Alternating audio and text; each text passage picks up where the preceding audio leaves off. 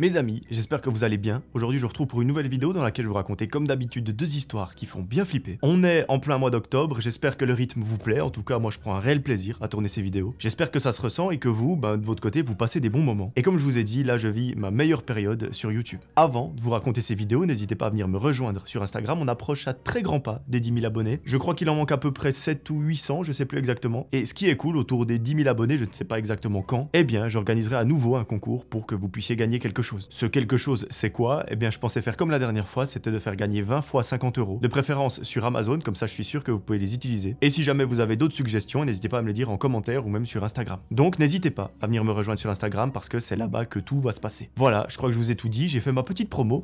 Je vous propose d'éteindre la lumière de là où vous trouvez et on est parti pour la première histoire. Cette histoire, mes amis, c'est celle d'une personne qui s'appelle Marc. À l'époque où tout ça se passe, notre ami, il a 34 ans. Il habite tout seul dans un appartement qui se situe dans un immeuble qui est assez ancien. Il est dans un petit 2 pièces avec une fenêtre qui donne sur la cour intérieure et il nous raconte qu'au moment où tout ça se passe, il travaille en tant que graphiste indépendant et du coup, ça fait qu'il passe beaucoup de temps à la maison. Il peut travailler depuis chez lui en télétravail, donc ça l'arrange beaucoup. Comme ça, il sort pas trop, il fait pas des allers-retours un peu inutiles au bureau, même si voilà, de temps en temps, il est bien obligé d'y aller. Du coup, Marc, vu qu'il est presque tout le temps chez lui, il connaît l'immeuble par cœur. Il croise très souvent ses voisins qu'il apprécie plus ou moins. Il connaît presque les habitudes de tout le monde et il nous les décrit un petit peu. Au deuxième étage, il y a un couple qui s'amuse à courir dans l'appartement tous les dimanches matins. Au troisième, il y a une femme discrète qui sort son chien toutes les 4 heures. Donc le chien, il vit sa meilleure vie. Au rez-de-chaussée, il y a un type qu'il voit assez rarement. C'est un mec un petit peu banal qui ne prend pas vraiment soin de lui. Et surtout, il a toujours la tête baissée. Marc, il nous raconte qu'il n'a jamais cherché plus que ça à lui parler. Juste un bonjour rapide quand ils se croisent, mais ça s'arrête là. L'immeuble dans lequel il vit, c'est un peu ce genre d'immeuble où chacun vit dans sa petite bulle sans faire trop attention aux autres. Concernant la vie de notre ami, elle est plutôt simple. Ses journées, elles sont plutôt rythmées par son travail, ses pauses café et ses nombreux coups de téléphone à des clients. Le soir, il aime bien descendre au bar du coin pour retrouver 2 ou 3 potes et se mettre minable bien comme il faut parce que Marc, il adore ça. Et j'ai envie de dire, si c'est son truc, eh bien tant mieux. Notre ami, il nous donne un petit détail assez précis pour cette histoire, c'est qu'il n'a jamais vraiment eu peur de cet immeuble. Alors, vous me direz, ok, c'est un immeuble assez ancien, on pourrait peut-être avoir un petit peu peur en y habitant. Lui, c'est pas du tout le cas, même si des fois, voilà, il entend des bruits assez chelous, surtout en pleine nuit, et il nous décrit ces bruits comme étant un peu des grincements, des trucs qui viennent de la cave. Mais bon, j'ai envie de dire, pour toutes les personnes qui habitent dans un ancien immeuble, qui n'a jamais entendu un bruit étrange? C'est pareil pour les maisons qui ont été construites il y a longtemps. C'est typiquement là où j'habitais avant, et je peux vous garantir que les bruits chelous, il y en a quelques-uns. Ces derniers temps, pourtant, Marc, il commence à remarquer des détails qui l'intriguent un petit peu. En fait, il nous explique qu'il a un petit appart, donc tout est rangé au millimètre, pas forcément en mode militaire carré, etc. Mais tout est à sa place. Marc, c'est pas quelqu'un qui croule sous les habits, il tape pas des commandes Zalando toutes les semaines. Donc ça fait que quand il ne trouve plus un vêtement, il s'en rend compte généralement assez rapidement, pour ne pas dire directement. Et d'ailleurs, les premiers trucs bizarres qu'il commence à remarquer, c'est par exemple une paire de chaussettes assez spéciale qu'il a et qu'il ne trouve plus. La deuxième fois, c'est un vieux pull qu'il croyait avoir lavé à la buanderie, donc celle qui est commune à l'immeuble, mais malheureusement, ce pull, il ne le retrouve plus. Bon, il se dit que probablement une fois il l'a pris pour aller au bureau et qu'il l'a oublié là-bas, et que peut-être un de ses collègues lui a ramassé sans faire exprès. Parce que dans un petit appart comme ça,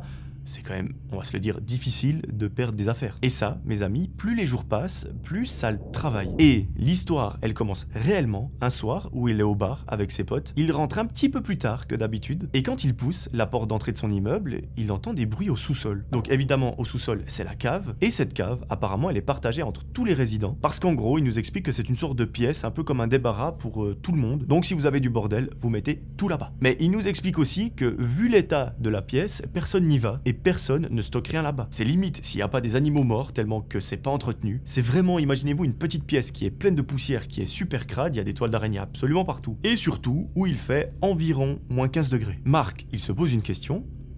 C'est quoi ces bruits? Qui pourrait s'aventurer là-bas et surtout pour quelle raison? Et ce bruit, c'est pas un gros bordel qu'il entend, c'est vraiment un tout petit frottement comme si quelque chose bougeait dans la cave, mais ça reste assez discret. Du coup, ce qu'il fait, c'est qu'il s'arrête dans le couloir, il tend l'oreille, mais quand il descend 2 marches pour se diriger vers la cave, il n'y a plus rien. Il n'y a plus le moindre bruit. Bon, tant mieux, il se dit pas besoin d'aller jeter un coup d'œil, sauf que le lendemain, c'est exactement la même chose. Et encore, le surlendemain, il entend toujours des sons un petit peu étouffés en bas, et au point où un jour, Mark, il décide d'en parler à un de ses voisins avec qui il s'entend super bien, et il lui demande, est-ce que toi aussi t'entends des bruits quand tu rentres tard le soir? Le voisin hausse les épaules, et il lui dit que non, il n'a jamais rien entendu de spécial. Il lui dit à Mark que c'est sûrement les tuyaux ou des rats qui passent, donc le truc super rassurant aussi. Mais notre ami, il pense vraiment qu'il y a autre chose là-dedans, ou quelque chose qui s'y passe. Parce que selon lui, il est sûr et certain, les bruits qu'il entend, c'est pas un rat qui passe, mais ce sont des bruits qui sont probablement provoqué par un humain. Mais du coup, ça voudrait dire que quelqu'un passe ses soirées ou peut-être même ses nuits là-bas. Qui de normalement constitué voudrait passer une nuit dans une pièce comme ça? Je ne sais pas. Si vous, c'est votre kiff, dites-le en commentaire. Mais disons que je m'attends pas à avoir beaucoup de réponses positives, si je peux dire. Un jour, Mark est en télétravail et il décide de prendre une pause pour descendre à la cave. En fait, il a juste envie de voir ce qui se passe parce que ça l'intrigue beaucoup, cette histoire de bruit. Il descend les escaliers et il arrive devant la porte de cette fameuse pièce. Donc celle qui est dégueulasse. Il l'ouvre, évidemment, il fait très sombre, c'est très humide, il y a carrément des odeurs de moisissure qui sont juste dégueu, et au fond de la pièce, il aperçoit 3 armoires en bois, mais il nous explique qu'il a un petit peu peur, donc c'est hors de question d'aller voir ce qui s'y trouve à l'intérieur. Et en plus de ça, il est très honnête, dans cette pièce, ça pue, et étant donné qu'il a vu qu'il y avait de la moisissure, il sait qu'il peut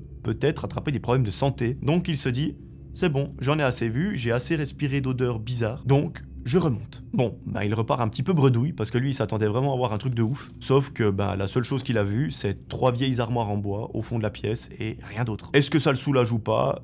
Je sais pas trop, parce que quand tu t'attends à découvrir un truc de ouf puis que tu vois 3 meubles, tu te dis bon, ok.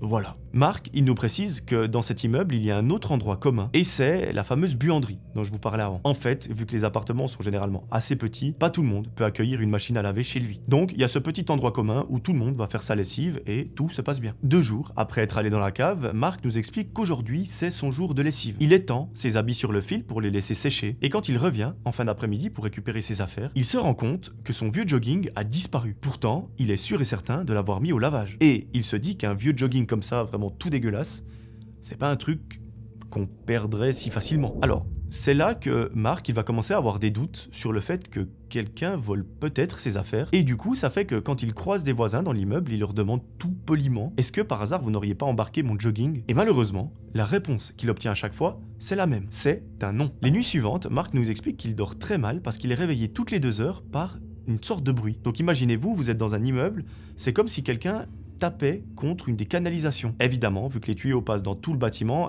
ça résonne. Et en gros, le bruit que Mark entend, c'est ça. Ce qui le perturbe le plus à ce moment-là, c'est que personne d'autre dans l'immeuble ne semble remarquer qu'il y a des bruits chelous, ou même des habits qui disparaissent, etc. Du coup, son premier réflexe, c'est de se dire que soit je suis fou, soit je suis le seul de l'immeuble qui semble se rendre compte que quelque chose de bizarre est en train de se passer. Alors, notre ami, à ce moment-là, il prend une décision. La prochaine fois qu'il entendra un bruit dans la cave, il ira jusqu'au bout. Il descendra et il vérifiera de lui-même. Le lendemain, Mark, il n'en peut plus. Il est minuit passé, il est allongé sur son canapé et il entend encore ce foutu bruit qui vient d'en bas. C'est un bruit qui est régulier, insupportable et surtout qui est en train de lui casser la tête. Au point où il a envie de péter un câble tellement il est fatigué et il sait qu'il ne dormira pas tant que ce bruit ne s'arrêtera pas. Du coup, notre ami Mark, il veut en découdre, il se lève de son canapé, il enfile un vieux sweat et il prend une petite lampe de poche qu'il emmène avec lui. Il sort de son appartement et plus il descend, plus il entend le bordel qu'il y a en bas. Il pousse doucement la porte qui grince hyper fort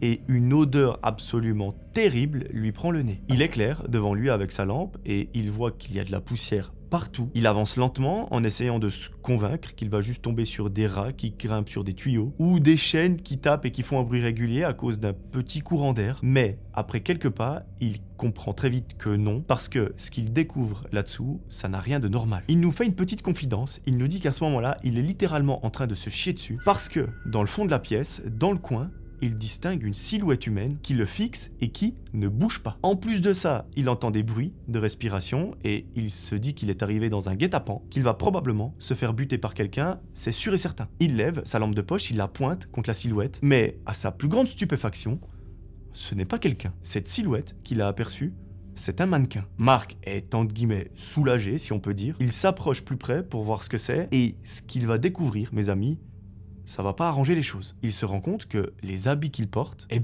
ils lui disent étrangement quelque chose. Il reconnaît son vieux jogging qui avait complètement disparu. Donc celui qu'il a laissé sécher dans la buanderie. Bon, imaginez un petit peu la situation, Marc, il fronce les sourcils et il se dit « C'est quoi ce bordel? Pourquoi est-ce qu'il y a un foutu mannequin habillé avec mes habits dans la cave? C'est extrêmement chelou. » Du coup, il s'enfonce un petit peu plus dans la pièce. Évidemment, sa lampe, elle tremble tellement il a peur. Et il voit bien qu'il n'y a pas qu'un seul mannequin. En fait, il y en a plusieurs. Ils sont alignés, posés contre les murs ou même assis sur des chaises, et il y en a beaucoup. Et la particularité de ces mannequins, c'est qu'ils sont tous habillés avec des vêtements qu'il a l'impression d'avoir déjà vus sur des habitants de l'immeuble. Par exemple, le manteau beige de la voisine du 3e qu'elle porte tous les hivers, les survêtements de sport du couple du 2e, ou même une paire de baskets qu'il jure avoir vues devant la porte de son voisin le matin même. Vous me direz, il n'y a pas grand chose d'horrible là-dedans, mais on est d'accord, c'est très glauque. Imaginez-vous, vous êtes en train de regarder cette vidéo, vous faites pause, vous allez pendre un t-shirt à la buanderie et vous voyez en arrivant plein de mannequins qui sont assis, qui font des pirouettes, des backflips, etc. et qui sont habillés avec vos propres vêtements ainsi que ceux de vos voisins. On est d'accord, c'est chelou. Marc, il se sent pas bien du tout, il a envie de faire demi-tour, mais une petite partie de son cerveau lui dit « Mec, va voir de plus près ». C'est précisément à ce moment-là qu'il va se passer quelque chose d'horrible. Tout à coup, Marc, il n'a pas le temps de capter ce qui est en train de se passer, que quelqu'un vient derrière lui et il lui met un sac en plastique sur la tête. Il n'a pas le temps de capter, il sait plus vraiment où il est, il perd complètement ses sens et dans la panique, il lâche sa lampe de poche. Il se retrouve donc complètement dans le noir et il panique de ouf. Il se débat en essayant d'attraper la personne derrière lui, mais c'est un petit peu compliqué donc il n'y arrive pas. Il commence rapidement à manquer d'air, mais tout à coup, il a un petit déclic. En fait, Marc, il va ouvrir sa bouche et avec ses doigts, il va venir faire un trou. Comme ça, eh bien, il peut respirer. Ce move, on peut clairement dire qu'il lui a sauvé la vie parce que quelques secondes en plus et il perdait connaissance et que probablement ça aurait eu des conséquences terribles. Maintenant qu'il a fait un trou pour respirer, Marc déchire le sac plastique avec ses deux mains et il l'enlève de sa tête. Il entend l'homme courir dans la pièce, mais il ne sait pas exactement où il est parce que je vous rappelle, il fait tout nuit. Il essaye un peu de tâter le sol avec ses mains pour récupérer sa lampe qui est tombée par terre, mais malheureusement,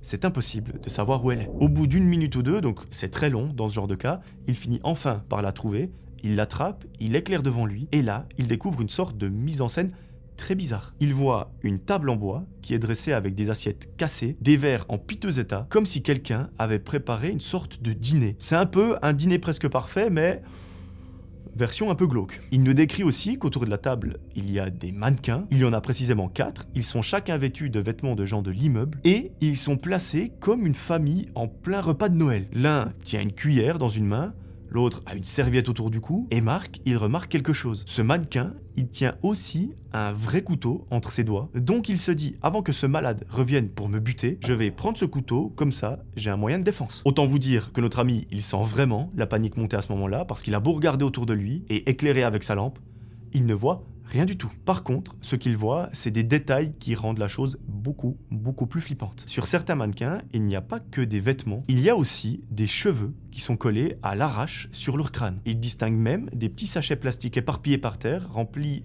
de touffes de cheveux qui sont étiquetés. Donc là, on est d'accord, ça commence à devenir vraiment chelou. Et sur les étiquettes, il y a des dates, mais surtout des prénoms. Inutile de vous préciser qu'à ce moment précis, Marc il a envie de gerber. Sa gorge, elle se serre parce qu'il comprend que quelqu'un descend ici régulièrement, que non seulement il vole les affaires des gens dans la buanderie, qu'il les collecte et qu'il en fait quelque chose, mais qu'en plus de ça, il collectionne les touffes de cheveux de ses voisins. Est-ce qu'on peut dire que ce mec est un dégénéré? J'en ai franchement l'impression. Et peut-être que cette personne, elle est encore là, proche de lui. Tout à coup, il entend un petit bruit, il tourne la tête rapidement et sa lumière, elle pointe l'homme qui a essayé de l'étrangler il y a quelques secondes. Et franchement, à sa tête, ça se voit qu'il a envie d'en découdre avec Marc parce que dans sa tête, peut-être qu'il se dit je peux pas laisser repartir ce mec étant donné qu'il a vu toute ma petite création. Sauf que ce mec, il se rend compte que Marc, il a un couteau assez gros dans la main et que si jamais il venait à l'attaquer, probablement qu'il ne se relèverait pas. Marc, il lui hurle dessus en lui disant que c'est un dégénéré, que c'est lui qui a volé ses affaires et qu'il ne va pas le laisser filer comme ça. L'homme ne lui répond pas, il se contente simplement de le fusiller du regard et à ce moment-là,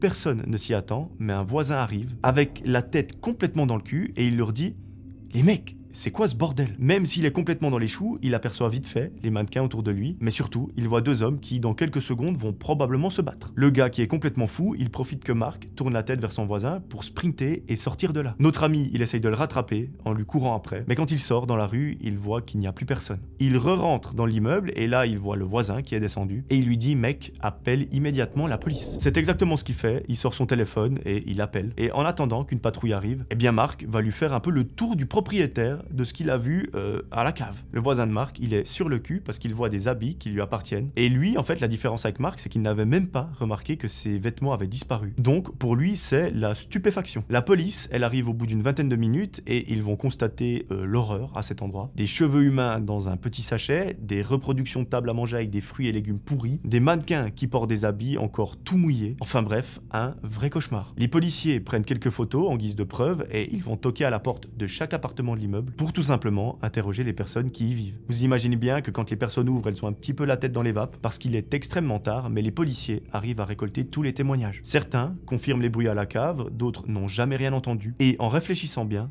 tout le monde affirme avoir égaré des vêtements depuis quelques semaines. Marc, c'est le dernier à être interrogé et il le raconte tout depuis le début. Comme quoi il est descendu parce qu'il avait entendu du bruit, que ce mec a essayé de l'étrangler et de le faire suffoquer avec un sac plastique. Il leur dit ensuite qu'un voisin est descendu et que le mec en a profité pour se barrer. Mais malheureusement, rien dans le sous-sol ne permet d'identifier la personne qui a fait ça. Mais il y a quand même un indice. Il y a une personne dans cet immeuble qui manque à l'appel. En fait, quand les policiers sont allés toquer à sa porte, c'est la seule personne qui n'a jamais répondu. Les policiers repartent donc en disant à Marc qu'ils reviendront vers lui quand ils auront du nouveau. Notre ami, il retourne chez lui très déstabilisé par ce qu'il vient de vivre, parce qu'il se dit que ce soir-là, il aurait pu peut-être perdre la vie s'il avait pas réussi à faire un trou dans le sachet. Et ça, il nous explique que c'est une astuce qu'il a vu traîner sur TikTok. C'est si jamais quelqu'un vous met un sac plastique sur la tête, ouvrez grand la bouche, comme ça laisse un espace, vous pouvez faire un trou avec le doigt, et ensuite déchirez le sac, comme ça vous pouvez respirer. C'est la petite astuce du jour, elle est gratuite. Et au-delà de ça, il y a un autre truc qui arrête pas de lui tourner dans la tête, c'est pourquoi est-ce que ce mec faisait des reconstitutions des habitants avec des mannequins? Est-ce que son but c'était justement de faire le plus de bruit possible, jusqu'à que quelqu'un descende pour l'attraper par derrière, le buter et le mettre dans un sac plastique pour finir dans une vidéo de Max Skies? Ou alors, est-ce que c'était un délire un petit peu plus chelou?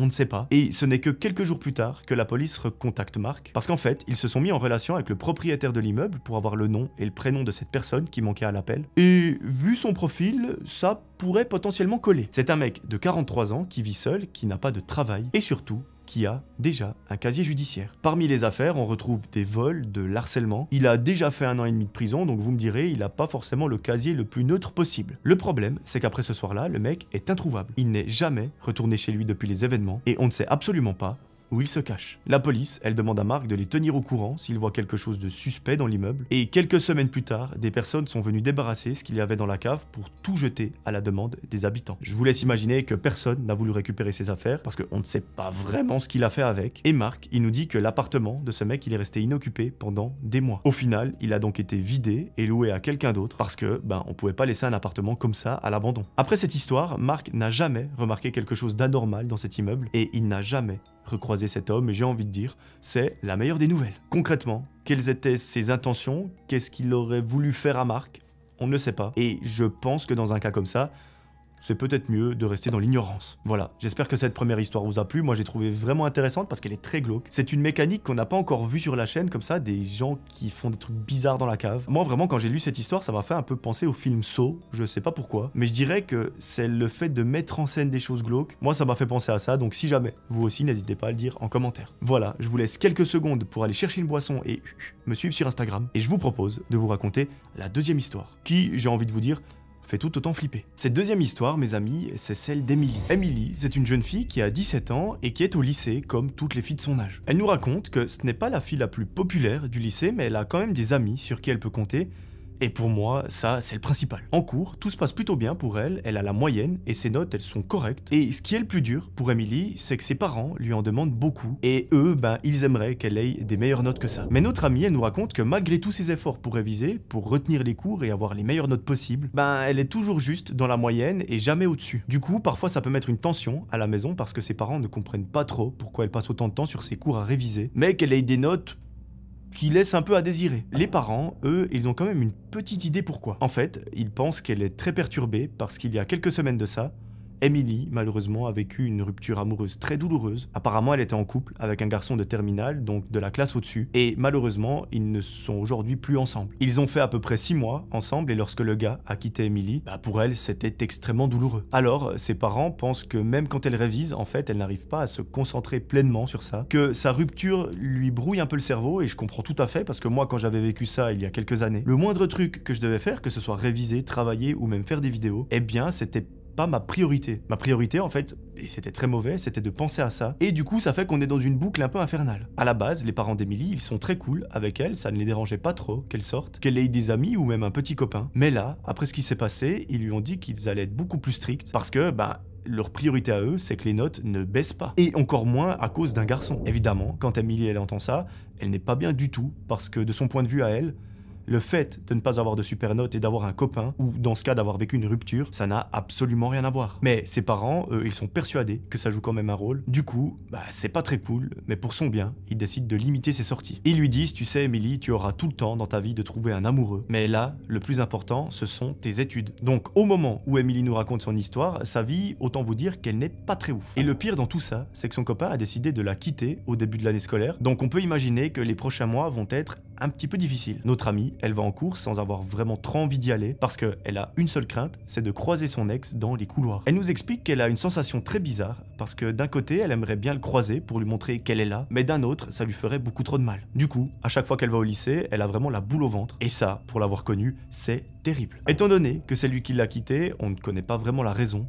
Logiquement, c'est difficile pour elle parce qu'elle n'a jamais eu vraiment d'explication. Il a juste dit la célèbre phrase, écoute, entre nous, je pense que c'est fini. Et bye bye. Un matin, où elle va en cours, Emily et sa pote entendent parler d'une soirée d'Halloween qui apparemment va se faire pendant les vacances qui arrivent. C'est un mec de leur classe à qui elles n'ont pas trop l'habitude de parler, mais là, les filles elles se réjouissent vraiment et elles vont le voir pour leur dire qu'elles ont entendu qu'il parlait d'une fameuse soirée. Le mec les regarde un petit peu chelou en mode vous vous tapez un peu l'incruste, mais il se dit que plus il y aura de monde, plus ça sera la soirée de l'année. Donc naturellement, il leur dit écoutez les filles, vous êtes les bienvenues. Là, nos deux amis, ça refait leur journée, mais il y a un tout petit problème qui se pose. Et les problèmes, vous devinez ce que c'est?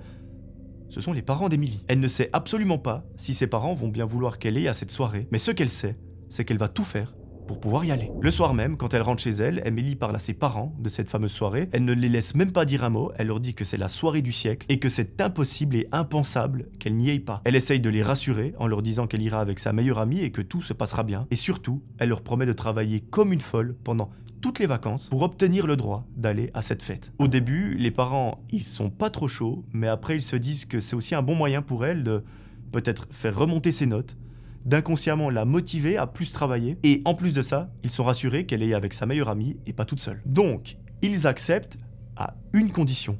Elles restent toutes les deux toute la soirée. Elles ne doivent jamais se lâcher, ni même se séparer. Emily, vous imaginez bien, elle est aux anges, elle court dans sa chambre appeler sa meilleure amie pour lui annoncer la grande nouvelle, et elles ont à peu près un mois pour se préparer à cette fête. Elles vont parler de leur déguisement, des accessoires qu'elles porteront, mais tout à coup, Emily, elle a une boule au ventre parce qu'elle commence à penser à quelque chose. En fait, elle nous explique qu'elle est sûre et certaine que son ex sera à la soirée parce que c'est pas le genre de mec à louper une fête, surtout qu'elle sait qu'il est ami avec l'organisateur, donc logiquement, il sera là. Ça la met trop mal parce que elle a pas du tout envie de le croiser, mais d'un autre côté, elle se dit que c'est une bonne occasion pour montrer qu'elle va bien, et du coup, elle va essayer de choisir un déguisement où elle se sent très belle dedans. Les semaines de cours passent, et Emily et sa pote, elles sont vraiment aux anges. Vraiment, elles ne discutent que de cette fête, et les cours, c'est pas vraiment leur priorité. L'histoire, elle reprend le dernier jour de cours, avant ces fameuses vacances. Le mec qui a invité Emily et sa pote vient pour leur donner des nouvelles. Il leur dit par exemple l'heure à laquelle il faut arriver, ce qu'il faut ramener à manger et à boire. Et la date, évidemment, on la connaît tous.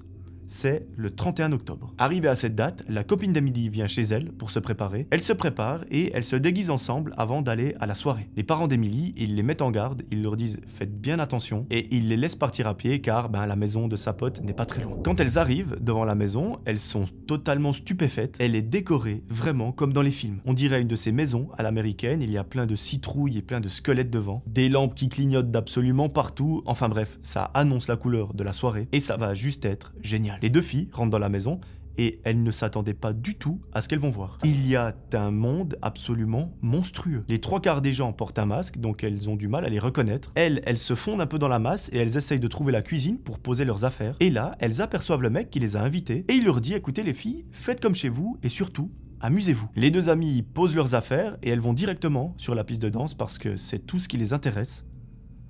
Danser jusqu'à être trop fatiguée. Au bout d'une petite demi-heure, l'amie d'Emily doit se rendre aux toilettes. Elle propose à sa pote de venir avec elle, mais à ce moment-là, c'est la chanson préférée d'Emily qui passe, donc elle lui dit non, qu'elle va rester là et qu'elle va l'attendre. Donc là, vous l'avez compris, Emily ne respecte pas la règle que lui ont imposée ses parents. de ne jamais se séparer de sa pote. Du coup, elle continue de danser toute seule jusqu'à ce qu'elle remarque que quelqu'un la fixe au loin. Elle ne sait pas qui c'est, étant donné que cette personne porte un masque. Elle continue donc de danser tout en sachant que ce garçon la regarde. Et d'un coup, il vient vers elle. Emily, elle est un petit peu gênée, elle devient toute rouge, elle sait plus du tout quoi faire. Du coup, elle se contente de lui dire un simple salut. Le mec masqué lui dit qu'elle est très jolie dans ce costume. Évidemment, notre amie, elle est flattée parce qu'elle, c'était son but d'être la plus belle possible. Donc, elle lui dit merci et elle lui demande son prénom. Le mec s'approche de son oreille et il lui chuchote: je m'appelle Lucas. Et notre amie, elle ne connaît absolument aucun Lucas dans les classes de première. Et ce mec, il lui dit: ben, c'est normal, parce que moi je suis en terminale dans la classe au-dessus. Ça emmerde un petit peu Emily parce qu'elle se dit que si ça se trouve, c'est un ami de son ex, donc elle lui demande tout simplement si elle le connaît. Et bizarrement, ce mec il lui dit que non, il n'en a jamais entendu parler. Emily, au début, elle était un petit peu perplexe parce que c'est un tout petit lycée et tout le monde se connaît. Mais bon, j'ai envie de dire tant mieux si le gars ne le connaît pas. Sa pote, elle tarde à revenir des toilettes, du coup Emily, elle se met à danser avec ce garçon, mais tout à coup, il lui propose d'aller dans la cuisine pour que ce soit un petit peu moins bruyant et pour pouvoir mieux discuter. Emily, elle accepte et une fois dans la cuisine, elle lui demande de retirer son masque pour qu'elle puisse voir son visage, mais ce mec, il ne veut pas. Il lui dit: c'est Halloween, on est censé rester déguisé, non? D'ailleurs, c'est même plus drôle. Emily, elle lui dit: bon, ok, et ils commencent à parler tous les deux. Par exemple, ils parlent de ce qu'ils veulent faire après le lycée, de leur passe-temps, mais Emily, elle veut quand même en savoir un petit peu plus sur ce garçon. Elle lui demande si l'année dernière, il a déjà eu un certain prof qu'elle déteste, et là, ce que ce garçon va lui répondre va lui paraître très bizarre, parce qu'il va lui dire que oui, il l'a déjà eu, et qu'il l'a même encore cette année. Ce qui est assez chelou, c'est qu'Emily, elle sait que ce prof ne donne pas cours au terminal, alors pourquoi est-ce que ce gars est en train de lui mentir? Ce petit détail, ça lui met la puce à l'oreille et elle va continuer de creuser un petit peu plus. À ce moment-là, Emily redemande au mec d'enlever son masque pour qu'elle puisse se souvenir de sa tête, mais là, il commence à s'énerver et à lui dire que non, il ne l'enlèvera pas. Halloween, c'est sacré, il faut pas enlever son déguisement, mais il lui dit limite en lui criant dessus. Là, Emily est un petit peu mal à l'aise, elle lui dit qu'elle va aller retrouver sa pote, sauf que ce mec ne la laisse pas partir. Il l'attrape par le bras et lui dit non, tu restes un petit peu avec moi, de toute façon t'inquiète, ta pote n'est pas encore revenue, sinon moi je l'aurais vue. Notre amie, elle reste perplexe, mais d'un autre côté, si sa pote n'est pas revenue, elle ne va pas aller se mettre toute seule au milieu de la foule. Elle se sert donc un petit verre et elle reste discuter avec ce gars. Au final, le mec reprend un ton posé et calme et il va évoquer un sujet assez délicat pour Emily, sa rupture avec son ex. Parce qu'elle lui a dit qu'elle avait un ex, donc c'est normal qu'il le sache, mais là, il va lui donner un détail un petit peu trop important. Il va lui dire: ce n'était pas trop dur de se faire larguer? Emily, quand il lui dit ça, elle ne comprend pas comment il sait que c'est lui qui a mis fin à la relation, étant donné qu'il ne connaît même pas la personne avec qui elle était. Elle lève donc les sourcils en mode what the fuck? Elle lui demande comment il sait ça, et le gars, il met quelques secondes à répondre et il lui dit que ça paraît logique, vu la façon dont elle parle de son ex. Emily, elle se dit quand même qu'il en sait un petit peu trop, et qu'il y a des choses qui sont assez incohérentes dans son discours, et elle va donc essayer de lui tendre un petit piège. Elle lui demande s'il se souvient de la bagarre qu'il y a eu en début d'année entre un prof et un élève, et il va lui répondre que oui, il s'en souvient parfaitement, que c'était incroyable, et qu'il avait même filmé la scène. Là, Emily, il lui en faut pas plus pour comprendre que ce mec est un parfait mytho. Elle en déduit même quelque chose d'encore pire que ça, ce mec n'est pas de son lycée, parce que tout simplement, il n'y a jamais eu de bagarre en début d'année. Là, notre amie Emily, elle panique intérieurement, mais elle ne laisse rien paraître. Pendant qu'il parle, elle essaye de l'analyser discrètement et elle se rend compte que, sur la ceinture de son pantalon, ce mec a un putain de couteau. On est d'accord, c'est Halloween, tout le monde peut avoir un couteau en plastique, mais le sien, il paraît quand même vachement réel. Le gars remarque qu'Emily est en train de regarder son couteau et il lui dit: ah ben, c'est cool, tu l'as vu de toi-même.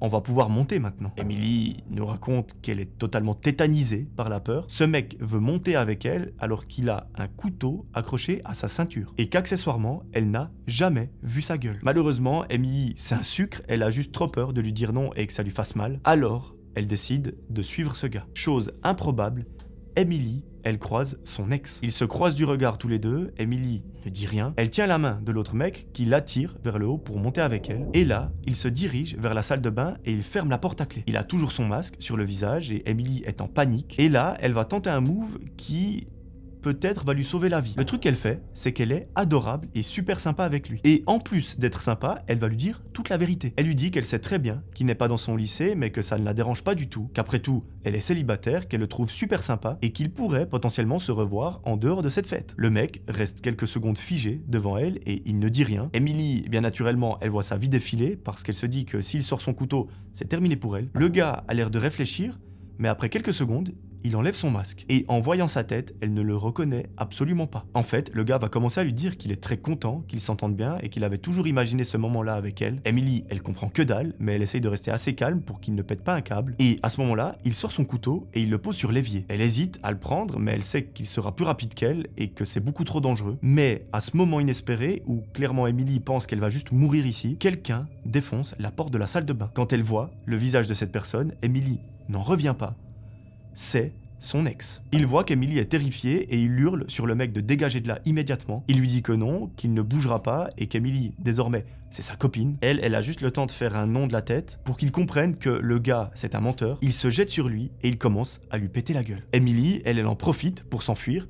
Elle court chercher de l'aide en bas et elle trouve le propriétaire de la maison, donc l'organisateur de la soirée. Il monte à plusieurs et il sépare les deux jeunes qui sont en train de se fracasser. L'inconnu est à terre et l'ex d'Emily, lui, il est pas mal amoché, mais heureusement, il va bien. Au lieu d'appeler la police ou quoi que ce soit, il décide de relever le mec et de le foutre dehors à coups de pied au cul pour que la soirée continue sans lui. Parce que qui dit police qui arrive, dit fête terminée. Emily, elle se jette dans les bras de son ex et elle le remercie pour tout. Surtout de l'avoir sauvé parce que s'il n'était pas intervenu, peut-être qu'elle serait morte. Après avoir eu la peur de sa vie, Emily n'a rien à perdre et elle décide de confronter son ex en lui demandant pourquoi est-ce qu'il l'a quittée. Après tout, elle n'a jamais eu d'explication, donc ça ferait pas de mal. Lui, il est un petit peu surpris parce qu'il pensait qu'elle savait exactement pourquoi il l'avait quittée, mais Emily n'en sait absolument que dalle. Son ex lui raconte qu'un jour, avant leur rupture, c'est-à-dire il y a quelques semaines, il a reçu un message d'un garçon disant qu'Emily n'était pas honnête avec lui et qu'apparemment, elle avait quelqu'un d'autre dans sa vie. Comme un débile, son ex y a cru sans même demander d'explication à Emily et il l'a quittée sur le champ. Ils n'ont jamais eu de preuves concrètes, mais ils pensent tous les deux que c'était un coup monté de ce gars qui était dans la salle de bain parce que ça expliquerait comment il savait que c'était lui qui avait quitté Emily et pas l'inverse. Et on imagine que ce gars, il a trouvé Emily sur les réseaux sociaux et qu'il avait sûrement fait une fixette sur elle. Et vous savez, des fois sur Facebook ou ce genre de réseaux sociaux, on peut mettre comme quoi on est intéressé par un événement et c'est comme ça qu'il a dû être mis au courant de la fête. Et en plus, il a peut-être vu qu'Emily était également intéressée par la fête, donc il s'est dit,